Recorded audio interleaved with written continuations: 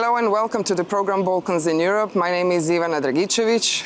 And I am Borjan Jovanovski. With policy splits among European Union countries putting the bloc under really existential threat, leaders at the Bratislava summit agreed that they'll try to come up with several solutions for multiple crises within next 6 months. On top of the agenda is improving the situation on the labor market and creating new jobs. Young people of Europe were amongst highly affected with economic crisis, which led to high rise of youth unemployment all over Europe.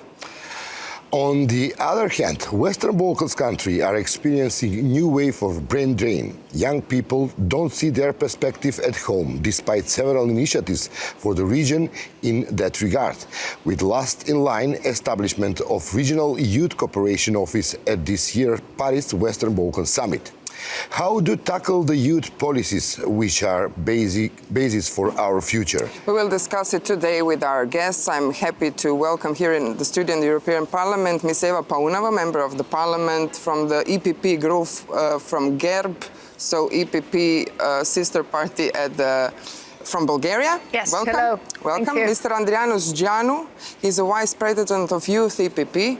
Greek origins but Romanian. That's right, thank you. Welcome to our program. And Mr. Daniel Linotte, a policy expert, consultant, professor. He did one paper for the European Fund for the Balkans, especially focused on youth unemployment in Western Balkans. Welcome. Yes, thank you. Ivana, let's start first with the testimony of the young Ivana Atanasova.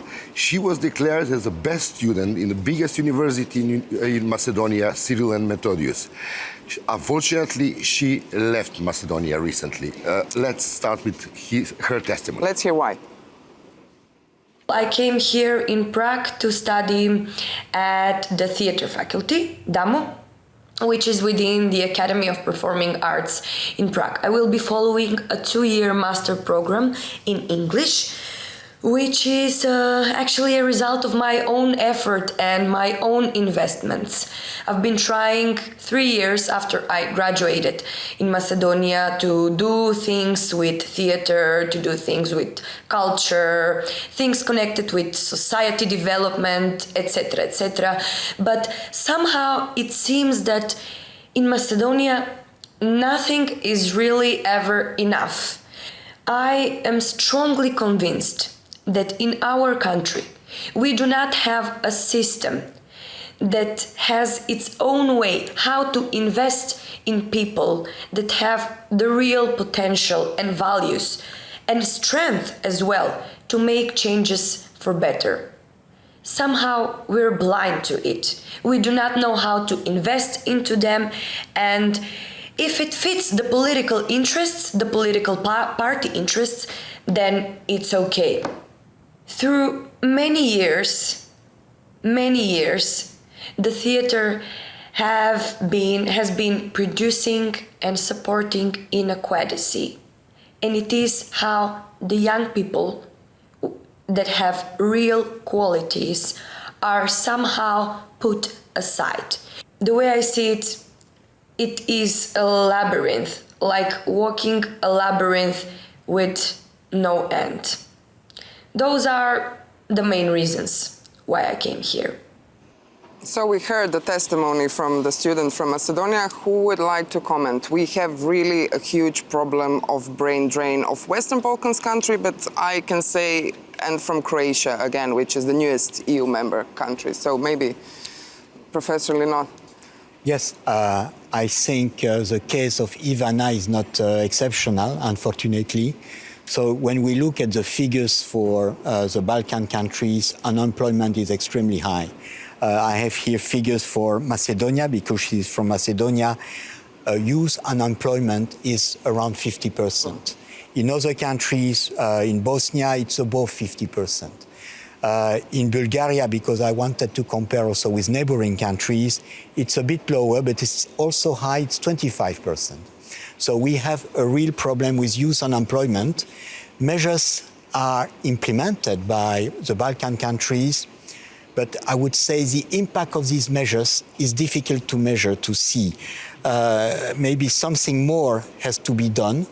The case of Ivana is also very interesting because we see that someone is leaving the university with excellent results, and she has difficulties. So we have a problem. It means maybe the university itself is not adapted to the need of the markets.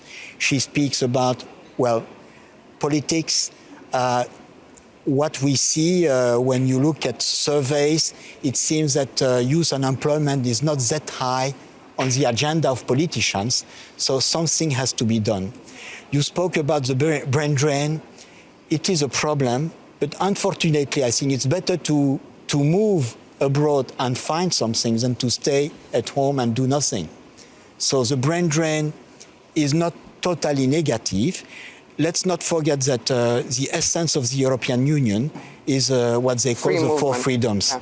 And that is a freedom of movement of workers, of people also maybe. So this is one element of the European Union to allow people, if they don't find a job at home, to go elsewhere. May I remark this point of Ivana, that if you're not party member or affiliated to the political party, or especially the ruling parties, your chance to find a proper job in Macedonia, and I think the survey show that it's the same in Serbia, that your chance to find a proper job are zero.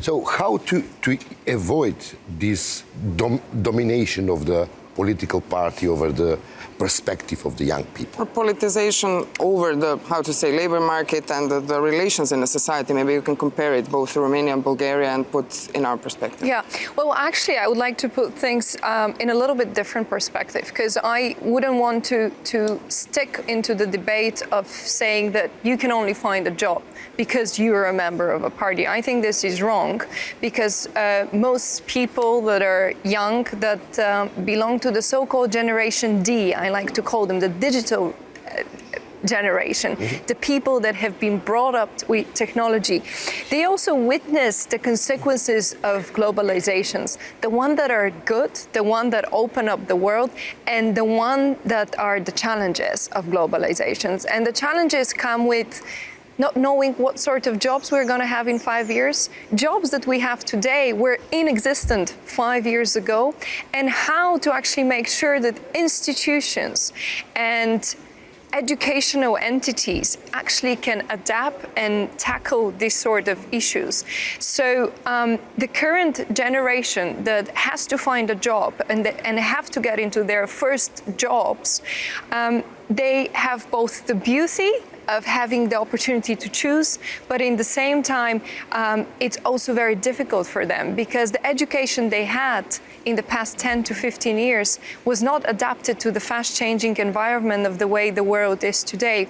So it's on a number of levels where we need to tackle this, and it's overall a societal problem that we need to work all together. It's not just for one institution or one party, it's also for the whole society to understand the changes. It's also about the industry that we know it today, the factories that we know need to get to the digital age. And it's all challenges that each and every one of us faces. We here have some, you can connect, but we here have some legacies of the past, from the wars and from the conflicts in the Western Balkans, which are again coming into the narrative. And there are other surveys that show that basically those two things are connected. Very bad economic situation and kind of new radicalization of the youth. It depends on the context. In Bosnia, you have various sorts of radicalization, in Croatia, in Serbia. So how to tackle these kind of, connected things with economic situation, basically? Well, I would agree with what Eva said. I mean, this is a transitional period, and we have to switch skills, essentially, right? We have to provide for new skills. But youth unemployment is not a singular effect. It doesn't happen in vacuum. I mean, you mentioned the 4 freedoms. So, there's a freedom of movement, but there are 3 more freedoms which were supposed to bring growth. So youth unemployment exists in the context of falling growth or even, negative growth. And we have to look why this is happening. What are the reasons that hinder growth? Politicization is one of those. Corruption is one of those. Okay. The European Union has worked with the West, or works with the Western Balkans on growth issues, investments. Okay. So we need to see how the whole economy can move forward, so we can drag young people with us in that effort. Well, Mr. Linotte, what's your opinion about the action already taken by the European Union and all the investments in the various projects in order to spread this trend of brain drain? Well, many projects are related to youth unemployment. Of course, you may always do more. I think a key issue here was raised by our colleague from Bulgaria. It's to better maybe adapt the educational system to the new challenges. It's easy to say, but how to do it?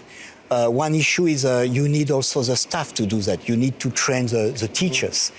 You need to invest in education, but we know that these countries have also limited resources. It's not only a problem of the Balkans, it's also a problem in Eastern Europe, even in Western Europe we have problems with youth unemployment. So I would say it's a global issue. Right, but we are not talking in the other countries about the figures which are up to 50%. In two countries we have figures around 50%. So that's Bosnia and Macedonia. It's about 50. Yes. In the European Union, in Greece, for instance, the rate of unemployment is above 50%. Yeah. So the Balkans as such, let's say former Yugoslavia, is not the exception. You need more investment, but you have also to train people. My question was, do you have in mind any successful project implemented in the countries of the Western Balkans which brings concrete results? I mean, I can speak for Bulgaria concretely. Yes, all EU member states have high youth unemployment, and there are no exceptions, whether it's between 18% but also above 50%. It's about how to bring it down, and it's not going to happen over a year. It's not possible technically, and the way the current economic situation is, not just in Europe but worldwide. So I think we need to get to these good examples, and there are some. What we do in Bulgaria, for example, is a lot of initiatives that are triggered and pushed by the government itself. Some of them are called Starting the Career. And I tell you where the problem sometimes comes with this sort of initiatives. It's all about communicating them to the youth. But then the youth needs to be active and actually proactive in grasping them, because the information is out there on nice websites that are prepared, but a lot of the young people are not even interested in looking for them. A lot of the young people believe that once you have a diploma in your hand, you're supposed to be offered a job somewhere. This is a little bit the mindset that probably prevailed 15 or 20 years ago. Now you need to look for one, or you need to create jobs actually yourself, such as entrepreneurs do. And the reason why I before that mentioned all parts of society, civil society also plays a very important and crucial role into this factor, because there's a lot of young people in Bulgaria that created NGOs themselves that make sure that people that went and studied abroad, broadened their horizons, so to say, are coming back, and they're giving them opportunities. So I think it's a mix of what the national state can do, what programs such as Erasmus Plus or initiatives like Startup Europe at a European level can create, as well as the individuals themselves. And so there are successful and good projects, but you also have to know that you cannot necessarily multiply them everywhere, because the essence sometimes of the issues emerging could be a little bit different. We speak about youth unemployment, but it's among different groups in different areas. And I think it really has to do a lot the way that the economy has changed as a whole, and how do we adapt to these changes. And it's all about the skills, as it has been mentioned. The skills for success of 21st century are not the skills of success 10 years ago that were taught at school, or maybe not even taught at school, because you were purely taught subjects and not skills. And I think today's education, and this is why investing in education and training the professionals, the teachers, the professors, it's so important that whatever you do in these educational entities is actually teaches you skills. It's so much more about the skills compared to the knowledge. It's about the ecosystems those places of excellence It's lovely create. what you're saying as a theory, but let's try to find a success story as a project which were implemented in order to maybe But multiply those I kind have of... to challenge you. Don't you think that you need to have what sounds like we say floscula political will for implementation of such kind of initiatives? That, of because course. we had money, investments. You said millions and billions of dollars were invested in Western Balkans in various policies, but we still, in some parts, don't have functioning political systems. And Again, who is then responsible for wasting money? yeah. Can I give you the Romanian example? Okay. Okay. Braindrain in Romania is quite significant. I mean, I'll give you the example of doctors, right? 30% of Romanian resident doctors have left the country in the last 2 years. The cost of replacing those people who have left from the medical sector is about 3 billion. But again, as I said, and as Eva mentioned, we face in Eastern Europe 2 challenges. One is globalization, which is EU-wide, right? That's an EU-wide problem. B is the high income differentials between Eastern Europe and Western Europe. And a Romanian example, first home ownership, right? The state acts as a guarantor for young people to be able to have a loan and own a house. There is also a limited liability company for young people with center tax breaks and loan guarantees. My party declared that so we win the elections this December, we're going to double the salaries of doctors. But it's not just youth schemes that we have to think of. Investors look for a stable investment environment, a stable legislative environment to come in and invest. So for the other 3 freedoms to be activated, apart from the freedom of movement, you need a stable political environment, a stable legislative environment. I give you the famous example now in the Western Balkans of the National Anti-Corruption Directorate in Romania. They have been doing a good job in prosecuting corruption and creating a more stable environment in the country. So I would Corruption is one of the reasons for the youth unemployment. Corruption is one of the reasons that hinders growth. And if growth is hindered, then youth unemployment kicks in. As UTEPP, what's your influence on the youth policies, EPP members in the Western Balkans? Well, do you have any leverage on? Yes, we do have a leverage. We bring it on the same table and we promote our policies. The youth of the EPP has a job plan and a mobility plan. We managed to pass our 3-step job plan in the council conclusions. So we give them examples. They understand that the political affiliation shouldn't be a criteria to have a proper job? Well, yes, I do believe that a political affiliation should not be a criterion. If that's what you ask me. The answer is quite firm. But if I would like to add something, if you allow. I would like to add that anywhere in Europe, and not only, we need true political leadership. Just like sometimes we witness this sort of political leadership in the business sector or other forms or other fields.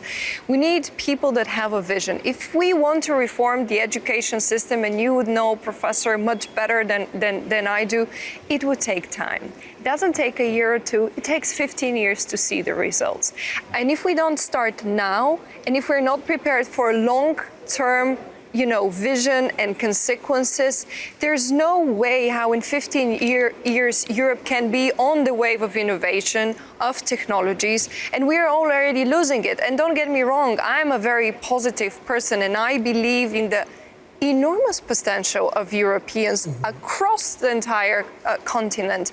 But if we do not have this vision of where we want to get, what sort of continent we want to live in, and we just focus on the issues of today, that they're big and are important. I don't mean to undermine them, but if we don't have this sort of new leadership of saying, where do we want to get in 15 years? We'll still be talking in 15 years probably of unemployment reaching above 60%. I don't want to even think about that, because it's not just the brain drain, it's about who is investing in Europe, and most importantly, in what are we investing? People Not to be misunderstood, we do believe in the potential. We are asking what's wrong in the policy. I agree, and I didn't mean to undermine that. And this is what I think we need. We need this long-term vision, and it's a very difficult thing to be done, because elections don't take place every 15 years. They take place every 4 or every 5, sometimes even less time.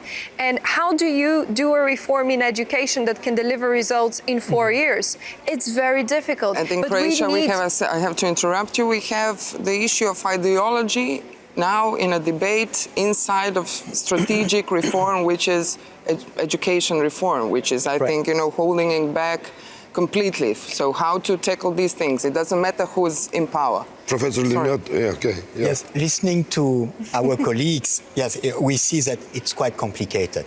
I have 3 remarks here. The time horizon is very important. To change a system, it takes maybe a decade at least. And people are not waiting for the change. They want it very quickly. That is a problem. You have to match horizons. Number 2, the quality of governance is very important. If we want to attract more investment, because creating employment means you have to invest. So you have to attract investors, to promote local investors also. And the quality of governance, so that is the administration, is very important. So the EU is working, but means are also limited. So within the means we have, I think a lot is being done to improve governance. And being part of the EU is very important for Bulgaria and Romania. It has an impact on the quality of governance. And number 3, I think the key word is what you said. If you don't find a job, maybe you should create your own job, self-employment. You have to become an entrepreneur. And that is maybe where the educational system is lacking something. When you leave university, you should know more about small enterprises, how to create a company. What do you need? What kind of money do you have to gather? What are the legislation? And so on. So these are things that have to be done in the educational system, but not only in high schools, in universities, but also at the level of the high school and with vocational training. So vocational training maybe should be developed further. And we see that countries that have an extensive system of vocational training, like Germany, Austria, or Switzerland, they have, I would say, quite low rate of unemployment. Well, it's not just brain drain we're talking about. What Eva was referring to before, the brain waste. So we have to adapt to those skills. Vocational training and a dual system is one of YEP's suggestions for development. So yes, absolutely. I just have 2 short questions before we put in our guest, Daniel Linotte, expert who did a policy paper on youth in the Balkans. Both of you are a member of political party. Right. And this is the largest group in the European Parliament. And less young people are voting in elections, either in Europe or in the Western Balkans, because I think that there's a lack of belief in, that politics can change something, which is also, I think, a huge problem. So why did you decide to be an active participant in the political party? And basically, why do you think that less and less people believe in the democracy as we know it in Europe, because they don't vote anymore? We had a very good example by seeing a student, Ivana, an example that, decided to leave her country in getting a different sort of education, the one maybe she told she can't get in her home country. But there's also another aspect that in some of our countries, or at least I can speak for my own, I think it was kind of this thing that, you need to go abroad. Now you have the opportunity, you need to go study abroad, learn abroad. So this is something that I also did. I was, living in Bulgaria, then studied abroad, and then I said I want to contribute to the development of my country, and this is how I joined a political party. And it is a relatively new political party in Bulgaria. A ruling party. It's a ruling party, and it's around for around 10 years, and every election that it has been running, it was won by our party. And I tell you why, I think, because there is a strong will, and in the first couple of years, we managed to show that apart from the will, the expertise kicked on, and we delivered on our promises. And also the opportunity to people like me and many others was given, and we're very thankful because those of us that were abroad, worked or lived or studied, were able to come back and given an opportunity to work for their country. And this is what I appreciate very much, actually. Same as Eva, I studied in the UK for 5 years. Still, I chose to return to Romania and work there. Why? Because I thought that I could make a difference there. it was attractive. But could you be, I don't know, a private consultant on your area, or it was important for you to be a member of the party? Or you wanted to be a member of the party? I wanted to be a member of the party. I wanted to be a member of the party because I think that that was the best way to channel my vision of what the country should look like. Independently, I have a commercial activity which has nothing to do with the party. So Romania gave me the opportunity to develop an independent entrepreneurial activity. So yes, that's why I joined the party, because I believe this is the best way to get to the end result and to change things, Mr. Lin. What could we expect now from this regional youth cooperation which was established due to the Paris Summit for the Western Balkans? What's your expectation? What's your idea to suggest how this center should because it's focused on what Eva said, Erasmus Plus, education, mobility inside of the region. Personally, I think it would be very important to gather the young people around the table and discuss with them, to have people with a good experience, positive experience, successful one, and others who are still looking for something, for the sharing of experience. It's very important to learn from the people who could do something. So you can teach whatever you want, but you have to learn directly from the people. That is one first thing. The other thing is to maybe promote more mobility within Europe, assuming that at some stage people will go back to their homeland. Okay. We have diasporas today. Maybe we have also to work with the diasporas to establish linkages between, let's say, young Bulgarians Spain. And Spanish people and the Balkans. Also, you have a large Kosovar population, for instance, living in Germany or Switzerland. They could also help promote companies in Kosovo. It does happen, but more has to be done. E-governance is also very important. E-governance, today you can learn a lot and exchange a lot of information without moving around, just staying at home, opening your computer, switching on, and you learn from others. So e-governance, e-learning, e-education, I think is a key element of the future. And of course, to tackle the corruption and pressure. Also, yeah, because this brings transparency, and I think this is very important also in a way to appeal to the young people to see that governments are transforming and changing and are fit for the digital age, which is a major challenge for all societies, not just in Europe. Today, everything is mobile first. If you want to get certain information, you click on an app. Maybe we should even think in this sort of way, how to make the government closer to the people. How can citizens be more active in the decision-making process and suggest ideas? How to include their ideas and suggestions? I am a very big supporter of e-justice, e-government, e-learning, everything that has to do with e, because we use those devices. They're a part of our life every single moment of our day. So it would be wrong if we do not take advantage of technologies within the government, and then it would also be natural for citizens to engage more. I think engagement in all sorts of levels is key. And when you said bring the young people around the table, very often we bring the youth organizations, which do a great job. One thing I do in my work as an MEP, everywhere I go, I always say I want to meet with young people. And most of those young people are not a member of any organization. And even what is striking, they've never been part of any interest club. So when you speak to them and when you ask them for their ideas, in the beginning, they're quite shy to say what their ideas are, because they never share them with anyone.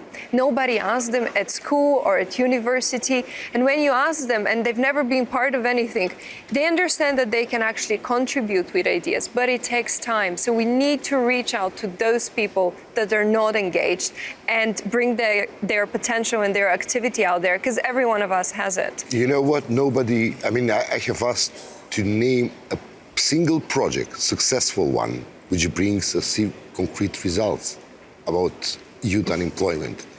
I didn't get any answer. We have to finish, unfortunately. You have a lot of projects on small enterprises. It's not, the label is not maybe youth unemployment or youth employment, but these SMEs are creating jobs for all generations. For instance, in Kosovo, people are growing today flowers, even fruits that can be exported. So young people do benefit from these activities. Young people are able to create companies using the new technologies. For instance, writing programs or call centers. Unfortunately, we have... I said an example, but I'll make it more clear. In Bulgaria, we have a government initiative called Start in Your Career. 60% of the people that undertaken the program have successfully been part of the job market afterwards. So there you go, one program. Okay, thank you. Thank you so much, Ms. Paunova, Mr. Linotte, Mr. Giannou. Thank you for being with us today, and I hope for the better future for the youth, not just in the Western Balkans, but in Europe and in the world, especially when we're seeing pictures of the youth of tomorrow on the refugee routes of today. Thank you for being with us. Thank you.